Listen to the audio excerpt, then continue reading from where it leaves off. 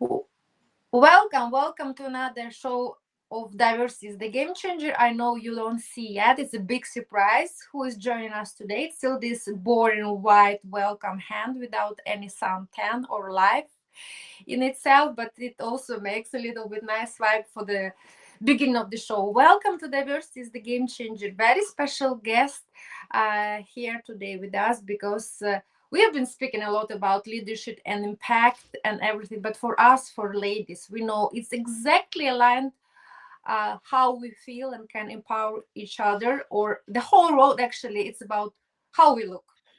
And that's why she is really adding so much values to everybody's lives by giving this transitional journey, right? So Celeste Moore, welcome to our show. Thank you so much for being with us, finding the most precious commodity you can give to us, your time, full focus, presence. It's more than honor and privilege. Looking forward to have a joy, some jokes, some profound experience today. Thank you so much for joining us. Thank you for having me today. I appreciate you.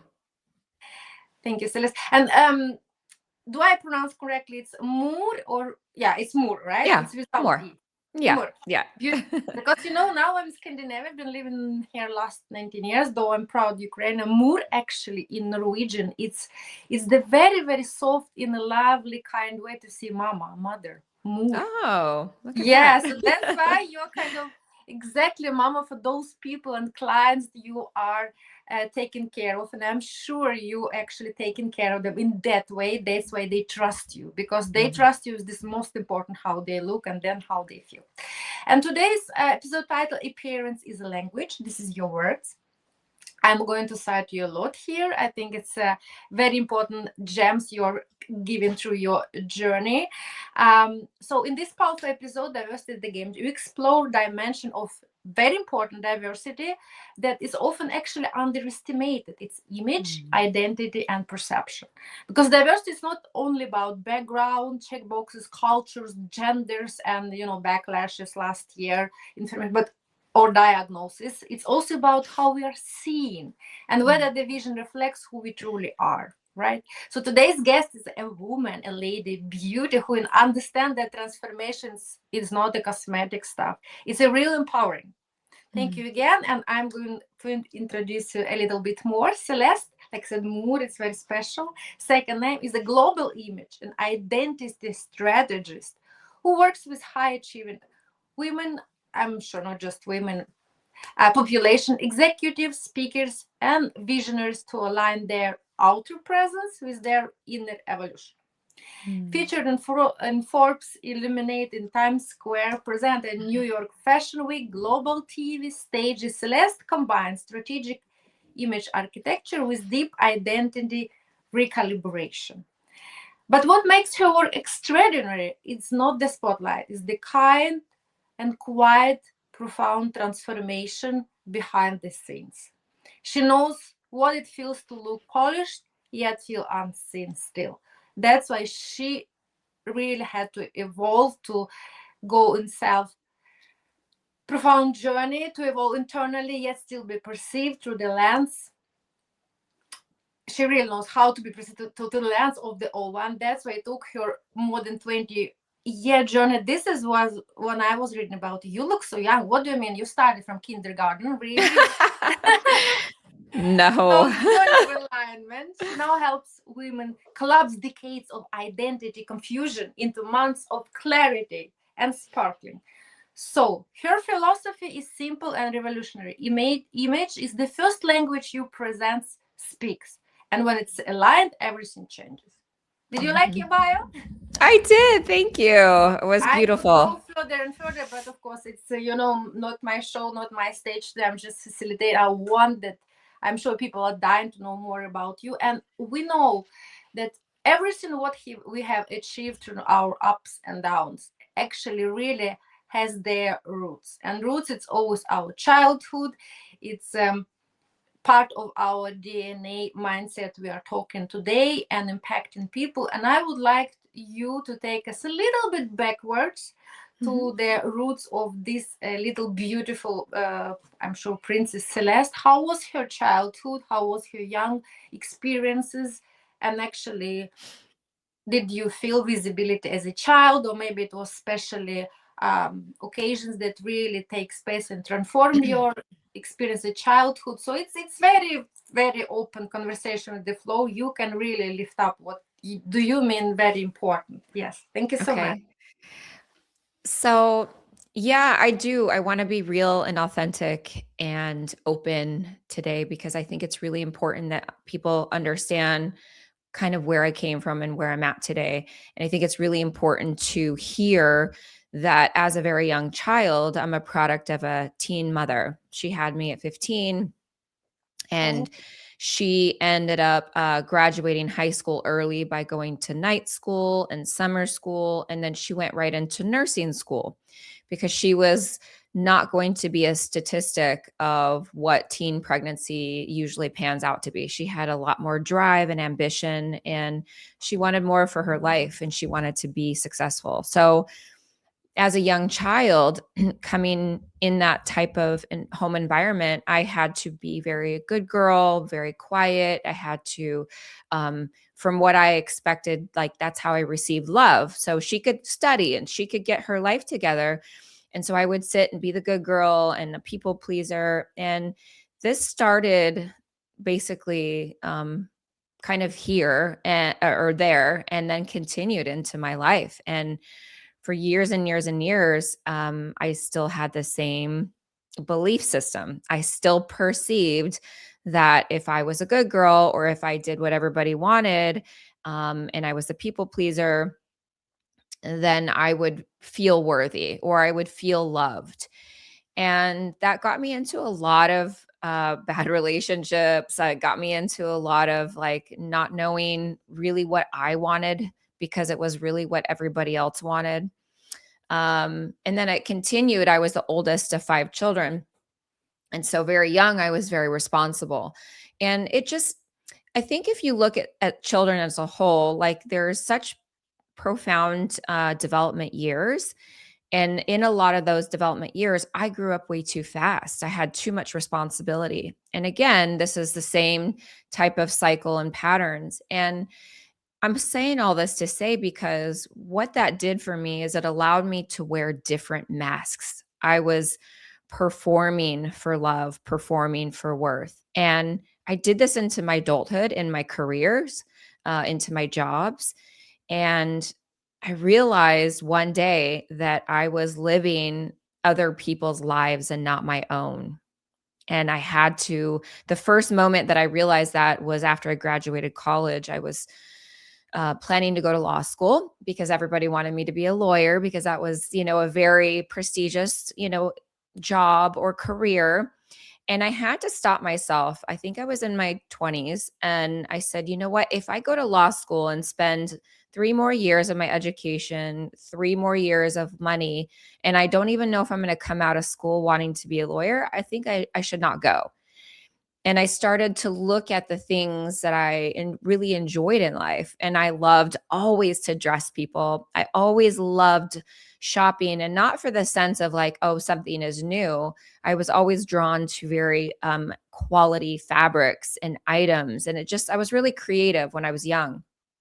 And my mom was actually the one who sat me down one day and she said, you know what, Celeste, I think you should be an image consultant. And I was like, "What is that?" I don't even know what that is. Um, and so I looked it up and I realized that image consultants help people dress them so that they, in their career or their personal life, so that they can achieve their goals at the basic right level. And I was like, "Oh my God, people get paid for this." So I was so excited. I went to New York. I trained. I got certified. And I thought, wow, this is going to be like the most amazing career ever. And right after I got certified, a week later, I found out I was pregnant with my daughter. And while should be the most exciting, beautiful moment for most people, for me, it was like a punch to the gut. While I was in a relationship, but it was falling apart and it was toxic. And um, I knew that in that moment that I would be a sole parent, not a single parent. I knew that I would be doing it alone. And It's almost like, sometimes the world throws these really big wrenches in our world and just totally disrupts it. And at the time, I couldn't see beyond, like, what am I going to do? How am I going to survive? How am I going to care for this child and try to build something that I want to do for the first time in my life, was most terrifying. But as we know, with having children, it was the most beautiful, amazing thing ever that I was able to be a mother. So that was kind of the beginning. I know that was very long-winded, but that's kind of in a nutshell without going into too much. But that's kind of the evolution of the beginning of my career. Wow, first of all, I'm genuinely impressed. I knew always behind them every single strong, empowering lady as you are is a very strong story. Never, I knew, and that's why I'm so touched into my bones and molecules atoms. Now, usually, actually, I'm big, not disruptive, interrupter. I'm Chinese machine, which can talk like for 50 cents 24/7. But when really story takes my heart, really, which you have been taking it's just for a couple of minutes now, I knew a little bit pre-story. That's why I wanted really to invite you to my show, because your story is so transformational, and it so much relies to actually what I'm advocating for. Uh, Still, I'm so impressed. I'm so thankful that you are who you are today. You are sharing this very honestly, very boldly, because, like you said, I've said before we actually I pushed this button. I'm so impressed by you because you know very well now that visibility is responsibility.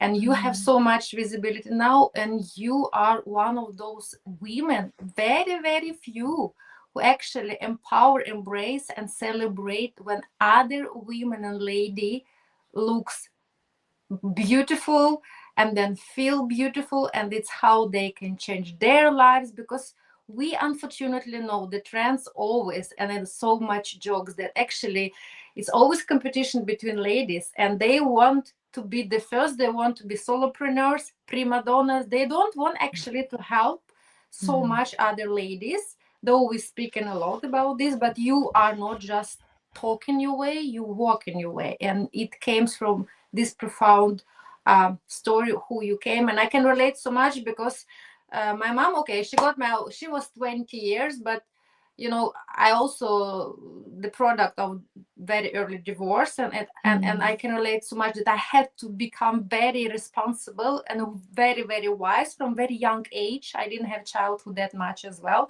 and people pleasing, of course, and earning everybody's love, because I had to sit and be quiet, go in the corner while everybody else should work, earn money for food, all that stuff. So I can totally relate what you're saying. And I'm so happy that you dared actually to change your life and to proceed your dreams, not to go to law school, because still many people still go to these patterns and use so many years, like you said, that for the wasting kind of, it's still learning. It's nice to have this experience, but it's still, we should proceed our dreams. And beautifully, and I do love so much that you also were supported by your mother in this choice as well, because you know how many still parents really decide for their children, really, and what's happened afterwards. So yeah, so then, and the motherhood is so beautiful that you carry this so proudly. And I gave a birth to my kids by my heart. I didn't carry them in the belly. I have adopted two kids for many years ago, two girls, and I can be totally agree, this is the most precious miracle we have. But again, like again, Yeah. it's not about me. You should stop me if I had No, it's okay. I love hearing. like Valeria, so all the time. It's not about you. But I'm trying, it should be dialogue, not just monologue. Yes. Can you please then take us smoothly, of course, and then you are beautiful with all this world and a lot of dreams and plans and aspirations. And one day the angel came with the new news, and then sits Celeste, and she is doing what? And what was your further profound journey, which actually step by step, I'm sure, but a lot of discipline, hard work, persistence brought you Mhm. here where you are today. Really, really empowering, beautiful lady, changing other ladies' lives for the better. Thank you. Thank you. I wish I could say it was a straight journey from when I became certified, but it wasn't. Like I said, it was a whole new world to understand how I was going to survive. And I feel that I've kind of been in survival for a really long time. I think since I was 22, because one thing that I kind of left out, which it's not that I want to leave this out of my story because it's very profound. I was married when I was young, before my daughter, 21, got divorced at 22. And I got married because I thought that's just what you do. Um, this is kind of the evolution. I was in a relationship where I needed some type of stability because I am from a divorced family. I am from a home where I never felt, not that I didn't feel safe. There was moments that I just didn't feel like it was stable. And so he really provided that for me. And so I married for the wrong reason. And I didn't really love, like he loved me. And so we got divorced when I was 22 and I was in college still. And I knew that no matter what, I was going to get my education. And because I was getting divorced, I had 48 hours to come up with $2,000 to move out so I could get my own apartment. We were both young. We didn't have, like, we were getting divorced and he gave me money or anything. We were both young and broke. And I was, waitressing at a restaurant while I was going to school. And so I was living in Las Vegas, Nevada at the time. And if anybody on your show knows Las Vegas, it's the entertainment capital of the world. And I happened to know a dancer, an exotic dancer. And I called her the next day and I said, "Who I need a job." And she was like, "What?" And I said, "Because I remember she made $500 on a bad night. And Mhm, I knew if I could work 4 to 6 nights a month, then I could make enough money to just sustain my life and to continue in school." mhm, And that's what I did. I started working at a strip club mhm, in my when I was 22, and I put my way through college. And I'm telling you this because there's a leading factor up here. So when I got certified, I knew that I wanted to quit dancing because I hated dancing. I really never liked it. I knew it was just survival. So I'm telling you, the first moment of survival wasn't just growing up. I mean, because I had food, I had a home. It was when I was 22, and it was my first experience of not having any kind of stability. And so I feel like my journey of survival really started at 22. mhm, And I don't know that it has completely ended in my life, because being a mother, I feel like you're always in some type of level of, like, making sure everything is, your child is safe and healthy, and you're safe and healthy, right? And all the things. So, um when I got or after I had my daughter, and I was starting this business, I ended up going back to dancing for a little while so that I could put food on the table. It was just like every time I tried to get out of it, it drew me back in. And then I finally was able to get out of it because I just was like this. I couldn't anymore. It hurt me more than it helped me. mhm, mhm, And for so many years, I had, you know, unhealthy views of men. I had unhealthy image of, like, what normal relationships were like. And that's just the industry that completely kind of wrecked me. And it took me a long time to work on myself to get past that and realize that not everybody, not every man is like that. So I apologize for going so much into detail, but the reason why I say this is because when I got certified, it wasn't a straight shot of like, "Oh, I'm certified, I'm going to start my business and everything's great." I didn't know how to start a business. I didn't have mentors, I didn't have coaches. I just learned, and sometimes I didn't always learn um the best way, because at some point I ended up filing bankruptcy like 3 or 4 years later, because I had put everything on my credit cards. I didn't know how to be in business. And so there's so many evolutions to where I'm at today. There's so many ups and downs, but thank God that I had great friends. My family wasn't really around because we lived in different states. But at the end of the day, I built my career to where and how I wanted it. So when you go through a certification, when an organization like I'm certified in, if you understand, like in the 1980s, this is when this beauty industry started, the colors started. It was just the four seasons. And that's when it really became a big like industry, not big, but people, the older women were the ones that put the ethics and the values, and it has to be like this to make money. So when I got certified, it was like, okay, you can only charge this, you can only do this, and I felt very boxed in. I felt very like, how am I going to survive making enough money but doing what I love? So it took me a very long time to create a business around my life and what worked for me and how I like to do business, where it's still very with much integrity and ethics and values, because that's who I am, but to create something that's different, that's not the typical norm. And so again, it's taken years. I used to add in face products and beauty and nutrition products just to kind of add some supplemental income as I was building this. So it's been it's been challenging, it's been rewarding. It's been like, I truly know though, in the last couple years, because I've pivoted so many times, that I'm finally in the place of like being able to serve who I want to serve. And in the beginning, it was just men that I worked with because they were so easy.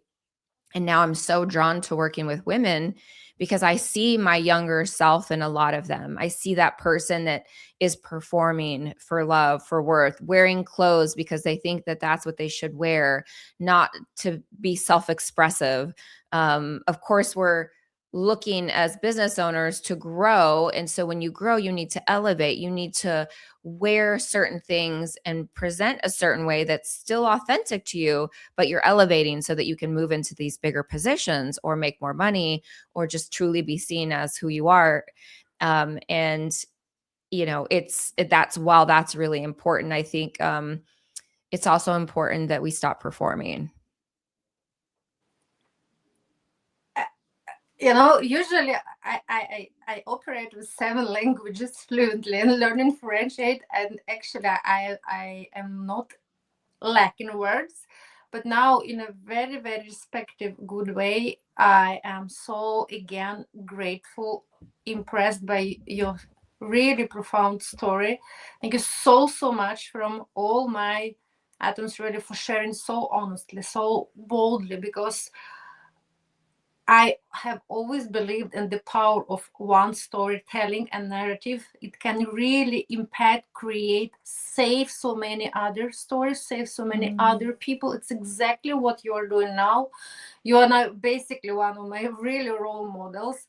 And this is true. And actually, I do believe in God, and everybody, since I started my podcast, which also was not that flourishing moment of my life, I was in pajama in my mental institution for weeks. I have OCD, neurodivergence, which I had no idea. Also, it was called neurodivergence. I was suffering so many years with broken, not just image, but everything what I believed about myself, not good enough, disabled, disordered, you name it. And almost 2 years ago, I decided to be responsible, drove to the mental institution. It was second time of my life. And I said that, you know what, I want to be a strong mother, strong helper to the community. I want to serve further these people, this world, because every of us, we have mission, vision, calling, so unique, like you are bringing your light and shining today. And went there and started in my pajamas. Sometimes I'm calling and joking that it's not podcast, it's pishcast, because my very first, yes, it's true, my very first episode was there actually, and I'm still every single episode so boldly and honestly sharing that look at me now. And when I'm giving the keynote speaking, sometimes I put the image, like, girl with polar bear, which I'm always hugging, because he was with me my first time in mental institution for 15 years ago when I was diagnosed. Right, his name is Clem. It's hug in Norwegian, and he's always with me. He's the biggest protector.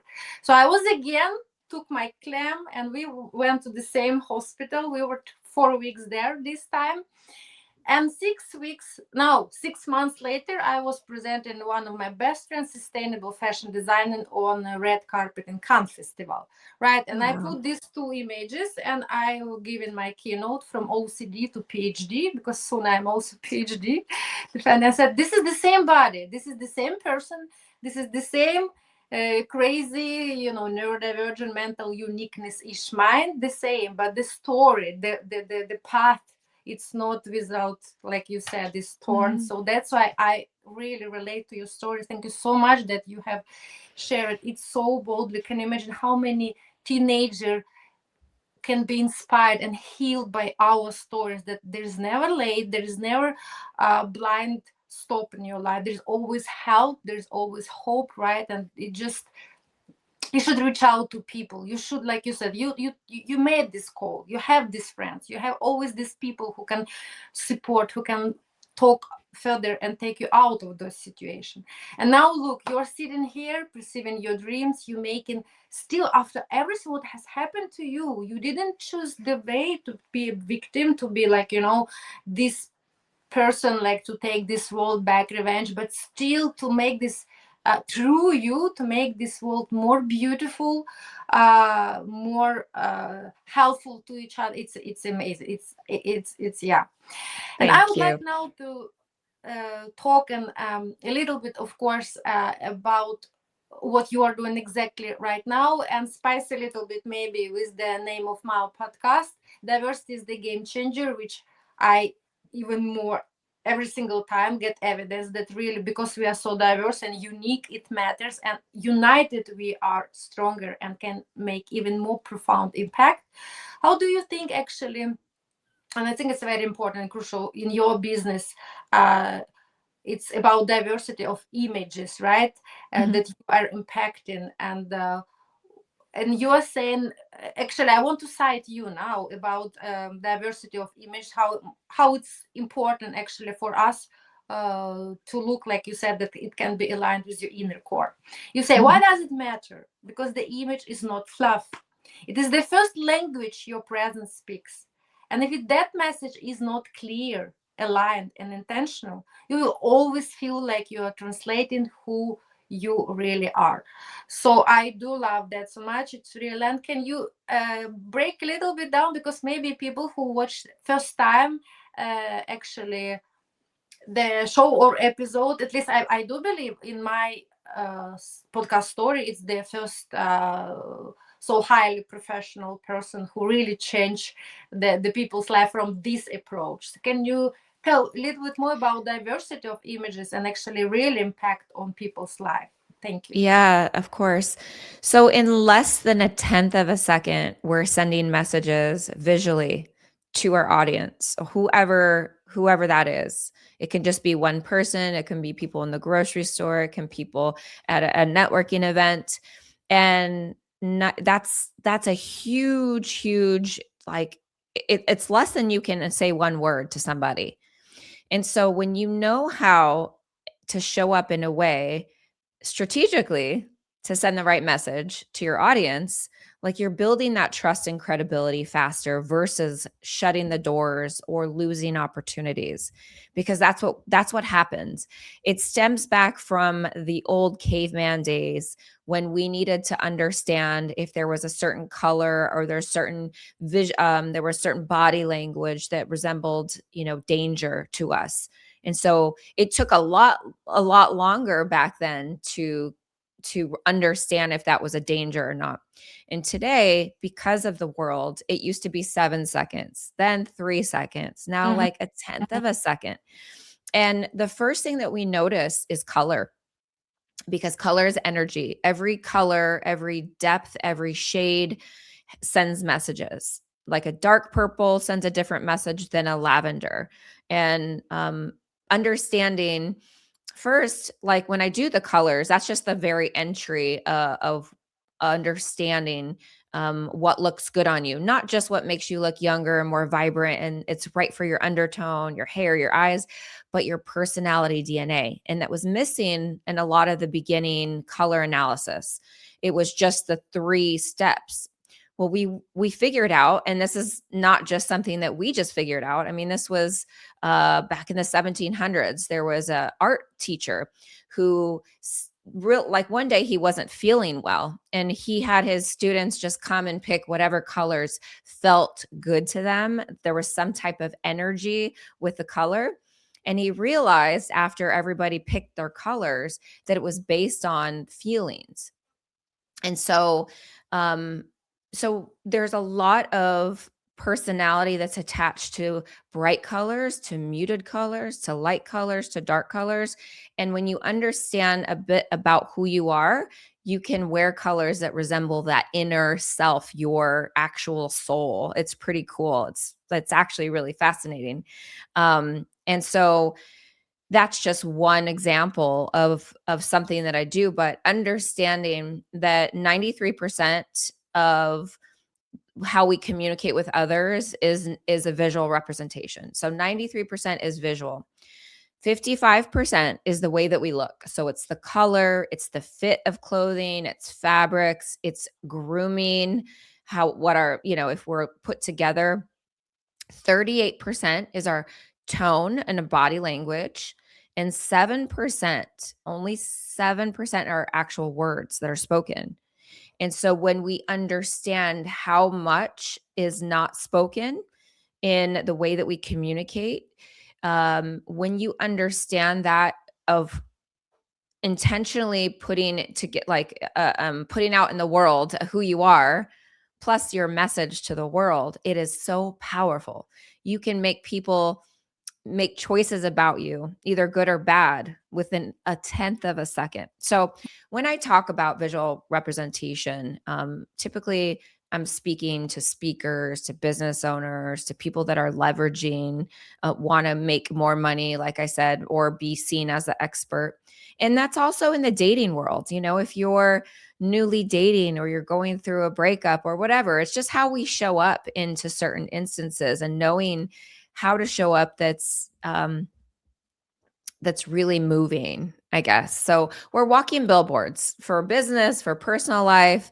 But when we can understand, when we can stop performing, stop being what others want us to do and be, and actually tap into who we are at the core. Are we playful? Are we silly? Are we, I don't mean titles. I don't mean mothers. I don't mean business, like what our titles are, but who we are at the essence. And you're able to tap into that and then express that visually through clothing, through colors. It's magic. It's truly magic what happens. Exactly. And I always knew, I didn't have uh, possibility in my life, but there is always right timing to meet the right persons to dive so much in the research way into the color therapy. But I always felt, I knew it, I'm a nerdy, but for me, always the pink, it's my favorite color. And I know when I really feel like bad, even I look at the pink. If I touch something pink, like it Mhm. makes me happy, especially when it's dark and cold in Norway. If you just see now what is around me now, everything totally in pink. And actually Mhm. I made myself my bedroom here totally in pink. It's kind of Barbie girl, which is totally antipode for Scandinavia, because here, oh my god, it should be just Scandinavian style, IKEA, all those colors, Yes. not my colors at all. And I was the first and the only one which got my car in not just pale baby pink, but it was bubblegum pink.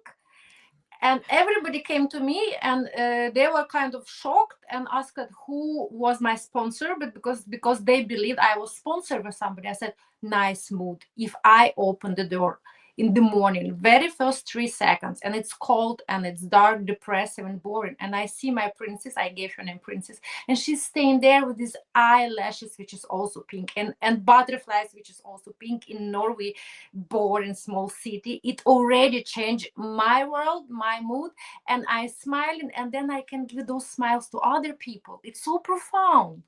It is Mhm. so profound. So I love what you're saying. And in that vein, I want to ask you, what is your favorite color? So funny you should say that. It used to be hot pink, Mm-hmm. but it's no longer hot pink. And the reason why, because I can't wear it. I can wear it on my shoes, but it makes me look tired and sick. I love purple and I love greens. So yeah, that's Yeah. beautiful. That used to be my favorite color. Yes. Yes. This is my Um, color. Uh-huh. it's still beautiful. It's still like, so for me, if I want to, so hot pink, just not baby pink, but hot pink is very confident and sexy and mostly confident and bold, Mm-hmm. where I can get the same effect with a true red. So for me, I can't wear hot pink, but I can wear a true red if I want that confidence, that boost, that boldness that brings. So, it depends on my mood. I love color. I just love purples and greens and blues and oranges and red. It just depends. Like I used to have a favorite color. Now I have a favorite many colors. Oh, beautiful. Actually, yes. That's why exactly we are evolving. And for me also now, when people talk about something favorite, said, oh, it's very much depends on the stage and state of my life, right? It's Mm. about food and about clothes, about approach, about it. It depends what kind of books I'm reading now. It's like everything. And I do love the idea we have to be flexible. We have to not adopt but adapt, because the world is changing every single time, right? So, but still pink, a lot of pink stuff. I At love least that for I you. love watching it. Like, I do love like everything. My first really, really neurodiversity keynote, it was on the, of course, pink one. If I still enter in the room, like Horace is the biggest world economic forum, it's still like this, like, Yeah. so, but that's like you said, but this is authentic me. It immediately Mhm. sends actually signals to people through that I'm not afraid, I'm myself, and I'm, because for me, like for you also, integrity over applause, because I Mhm. don't want all the time, like you're also learning and teaching many people that we should follow the trends, but you should know your color, right? So maybe you can break down on this. Yeah, okay. I'm so glad you said that. Actually, I oppose trends and I'll tell you why. I think it's important to know what is trending. So let me Mm-hmm. preface that. I understand what's happening at Fashion Week, what's Pantone colors of the season, but that has no relevance to style, to anyone's style. That has no relevance to what looks good on someone. And so I'm really really like, it's one of my passions to talk about. One is quality over quantity, and Mm-hmm. two is trends. Because think about, as soon as any type of trend from the fashion world comes into stores, it's pretty much outdated. So if you're trying to chase them to be the trendiest, to be what's happening, it's not going to happen. Like just accept it. I think what you need to understand, what works for you, for your body type, because we have a vertical and horizontal body type. What kind of jeans work really well for my physique? What kind of tops look really great? And I don't mean just t-shirts, I mean collars and button placements for jackets. Like I get very, very detailed depending on your body. And when you understanding your personal style, and when you can understand your style and what looks good on you and what colors make you look younger and more aligned with your personality, that's going to be your signature style that nobody can take away and no one can replicate, because we're all very different and diverse. We're so But I think you can see when someone's trying too hard or someone's trying to fit into what's trending. Yeah. And I think it's just really about educating. And if you still want to buy a trendy piece or color for that season, just don't spend a lot of money on it. That's my opinion. I feel like you should spend money on quality pieces because I really believe in less is more. And when you know what works for you, create, a 50 capsule wardrobe with 10 pieces, different accessories, quality custom jackets, things that really work for you and your not just you in your but your lifestyle. And I think that's really important. Thank you so much. I think it's very, very important that, of course, gates us into another topic, what we are not going to discuss it now because of the lack of time. It's also, of course, Yeah, about sustainability and sustainable choice. exactly. Sustainability, it is responsibility. And I'm actually just partnering on fashion weeks with sustainable fashion designers. I'm really screaming anti fast fashion. That I'm so happy you are Thank saying you. that. Thank you. Please don't do that. Don't follow these trends because this is the worst thing actually you can participate in. So take bold but very conscious choices. Be Mhm. responsible to rewear, upcycle, recycle, put some just accessories. Exactly what actually also I'm doing in my podcast. I usually, especially say that all the time, almost the same clothes. It's just my maybe that I have a lot of glasses here that I can change. That's it. Yeah, And that's new. exactly. That's it. Sustainable way to have it, right? That's it. Yeah, Amazing. yeah. And here I want to cite you again because it's like you said, find your own truth, present yourself. This is the most important. It's about our integrity, holistic approach. And you're advocating so beautifully for that, Celeste, for congruency in very real way. And you're saying, Mhm. if you're teaching something, leading something, building something, it should be seen in you. Not perfectly, but clearly who you are. The way you present yourself visually either reinforces your message or quietly contradicts it. Mhm. Beautiful. I love it. And you say, when your identity, your values, and even your color choices align with what you preach, people feel it immediately. This is the most important. And you are saying that. My very last question before we wrapping up, you started, and we have actually been through many times diversity, and my biggest passion advocacy now it's neurodiversity, cognitive diversity, or brain diversity. Of course, like already I shared where I started my podcast journey, right? And now Yeah. so many people are neurodivergent openly, not many but more openly we are talking about that. It's less stigma, it's less prejudice and masking, like you said, camouflaging who we are. And so many people with autistic spectrum, dyslexia, dyspraxia, they are actually in fashion industry. They are most creative innovative minds, Mhm. right? So but still people even still judge them because we are living in a neurotypical society with still boxing rules. It's actually what, like you said, that you felt like, oh, it was just determined by some ladies in old 80s, and you even feel, how can I become more creative, right? So Mhm. what do you think, how we can build more real inclusive societies, not on the paper, not by tokenies, not by ticking the box of this diversity, but actually really, especially in fashion, there are so many people, like they call them crazy, but I call them super talented, super creative people, right? Mhm. Well, I think there's some guidelines, right, that can help us stay into like integrity and our values. Anything else, I applaud anybody that can think outside of the box because the boxes are not for anybody, honestly. I mean, there are some guidelines I get. There's a base, if you will. But I think that people who make bolder choices are going to have more reward because the more you give, the more you get.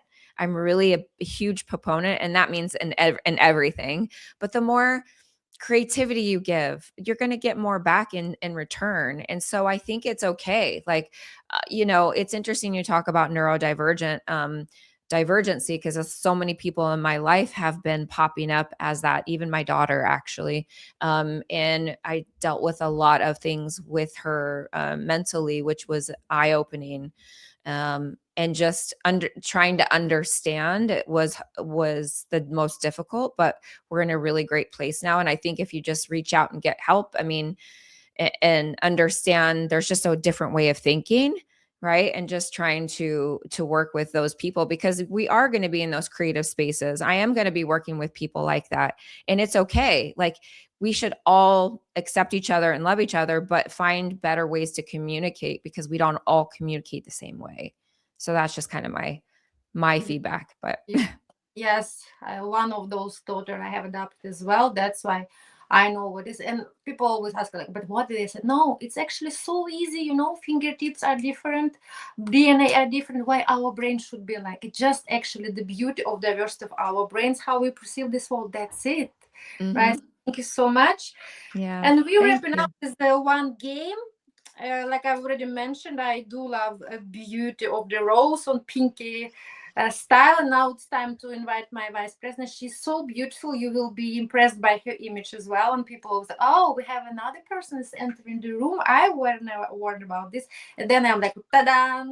This I is love my. it. It's actually pink. I don't know if you can see. I can. Yeah, golden pink and very tough, very beautiful. You see, elegant, stylish, don't follow any trends. Mm-mm-mm-mm. Very sustainable. Yes, she knows what she does. And of course, she's a nice vice president. She doesn't talk and fight with me. Though leadership we need sometimes challenging perspectives. I understand, but we are kind of aligned in our uh, achievements and dreams and aspirations. So we want to help as many people as possible. It's a genie lamp, right? And in Aladdin, she served just Aladdin, it was three. But we want to help as many people as possible. That's why we can grant one wish per a guest. But I'm sure we actually deliver the quality. It is.